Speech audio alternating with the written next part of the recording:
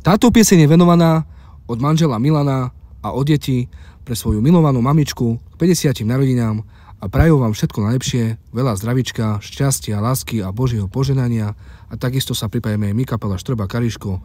Prajeme vám všetko najlepšie.